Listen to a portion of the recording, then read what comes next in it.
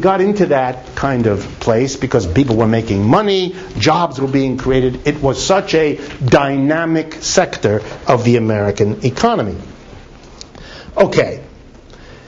In all this business in the financial sector, money was being made hand over fist by the finances, the bankers, insurance companies, stockbrokers. They were really the action. They were the excitement. Culturally, they were the center of it. They were making fantastic money, and they were accumulating huge profits in the banks. That was as a result of the huge profits created here in the production sector. So the profitability of the financial sector was derivative, but it was growing even faster than the rest of the economy for all the reasons I just went through. So the ingenuity, if you like, of a capitalist mentality came to be focused on finance. It was where the profits were, the salaries were the highest, the glitz was the greatest. So you began to have an explosion of innovation in finance.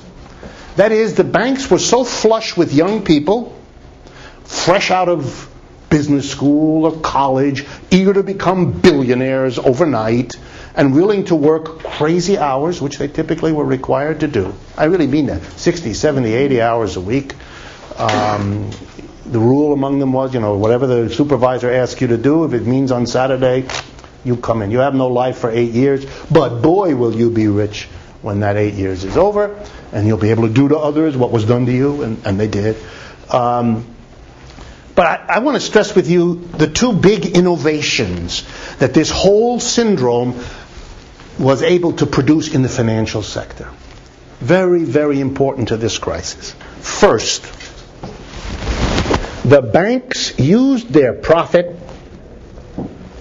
to look for new sources of money.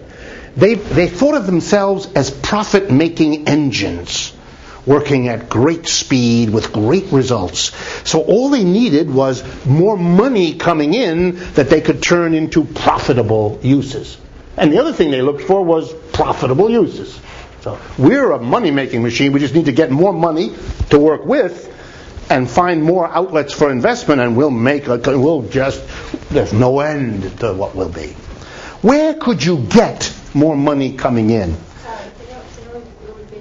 The two things. Once they were going as a very profitable, expansionary, number one sector of growth in America, and they attracted to themselves all the attention and all the ingenuity and all the best capability of young people looking to be rich, then they had, in a sense, everything in place to have a profit explosion. And so what they concentrated on was, how can we get more money into our hands so that we can profitably use it? Look how profitable we're using the money that we've been getting, but we need more. We can handle more money. We want to handle more money because then we can make more money with the money. And there's no limit, and we're the best at it. So we have to find new sources of money.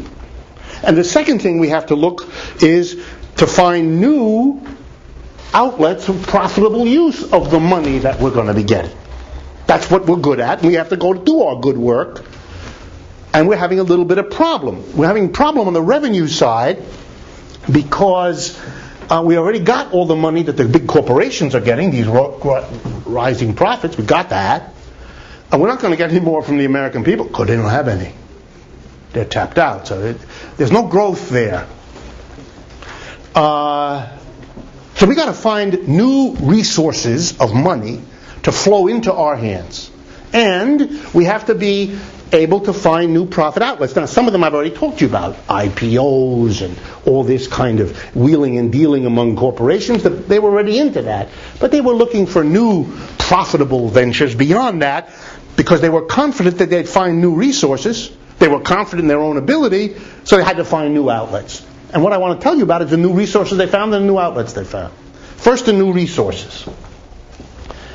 The new resources they found, the most important one is the rest of the world. This is a 30-year period in which American banks really become multinational. They were already before. They didn't start then. Citibank has a long history, for example, in Latin America or in Asia. But now you have the expansion of those American banks that had foreign offices, quadruple them. Many banks that had no foreign offices established one, and then 5, and then 9. The numbers are really amazing. The number of American banks with offices in Hong Kong goes through the roof. The number of American banks opening in China, in the People's Republic of China, not in Hong Kong, but in China proper, explodes. And everywhere else, too. Every third world country gets American banks. Lots of them. They set up in Nigeria, or in Buenos Aires, or all over. What's this about?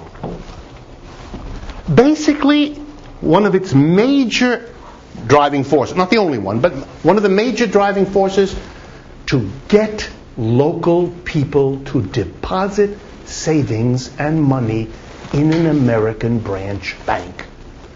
The advertising, if you follow those banks, was very clear. It is safer for you. It is better for you. It is more profitable for you to be connected into the world economy through Citibank here in no place, Paraguay, than to be in the local Paraguayan, whatever it is, bank.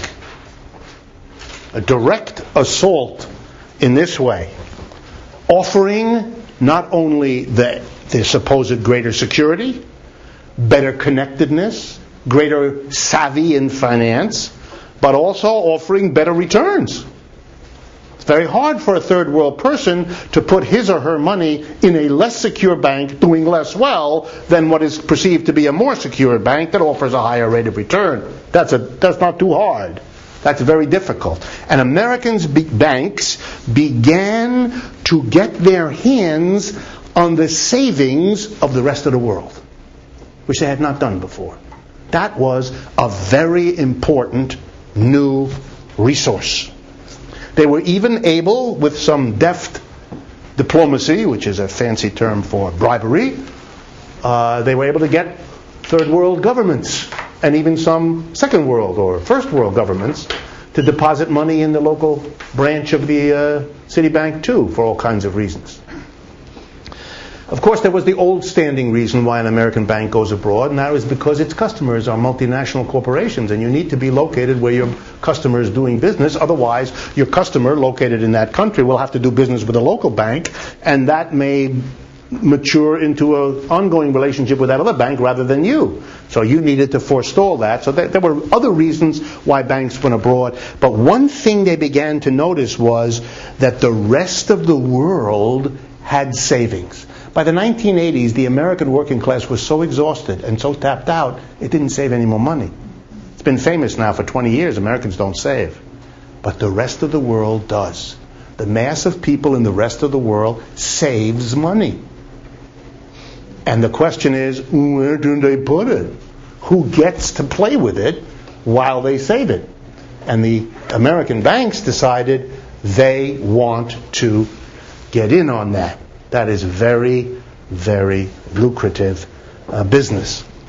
The other thing they learned is, it's a smaller phenomenon, but it's becoming larger and larger, although it's a little faded now for obvious reasons. It turns out that America at that time, remember, one of the reasons the wages didn't go up was we had a big flow of immigrants. Okay, immigrants send money home. Question, who handles that transaction, which is very profitable, and into what depositing institution in the home country does the return flow from Mary or John who are working in Chicago? Where does it go? And the American banks began to see they don't want to lose the customer, the Chicago immigrant, when he or she sends money back to Poland or Paraguay or Nigeria or wherever. And so it became necessary to handle the transaction. If any of you will have friends who are immigrants who do this, you'll know that the fees that are paid by immigrants to send money home is, to use a technical term, robbery. It's extortionate high rates of fee. Citibank a few years ago bought a Mexican bank called Banamex. Banamex, the biggest bank in Mexico. The reason? To get its hands on the remittance fees of all those Mexicans in the United States that sent money home. Yeah? The interesting part is that even if you have the same bank in your country, the fees will be the same. Yeah, very high fee. Long ago, the banks all understood they had an absolutely captive audience, it's called. These immigrants have to send that money back. Their families depend on it. They can't, there's nothing else they can do, so you got them. It's starting to change though, Yes. with ATMs and electronic. It's starting to change now. It's also beginning to really change because the business is drying up. Mexicans in huge numbers are leaving the United States to go home, and those that are here are sending smaller remittances, partly because many of them are unemployed or losing their income. So the whole business is in trouble, and of course the results for Mexico are beyond words. I said it to you I think once before, I'll say it to you again. One of the societies most close to the edge of blowing up and becoming a headline for us in this country in the next few months is Mexico. The economic conditions of our southern neighbor are, you read now, you pay attention, you will notice little stories about, a war between a gang of drug dealers, generic term for everybody, who's shooting at the police. I can assure you, there are a lot of people who shoot at the police for all the usual reasons. People don't like the police. And that's true in Mexico either. This designating everybody as a drug dealer is basically doing the public relations work of the police department. So that neither the Mexican population nor the Americans are going to confront what it means when you have pitched battles in half the cities of your country, which is what normally exists now in Mexico. The idea that it's all about drugs is childish. That's not the case. It's a society that's falling apart. They exported millions of people to the United States because there was no work in Mexico for them. And there was work here. Those people who would have been an explosive unemployment problem inside Mexico were exported out of Mexico. Not only did that remove the problem of people for whom there was no work, it solved a lot of Mexico's problem because all those people sent money back in. They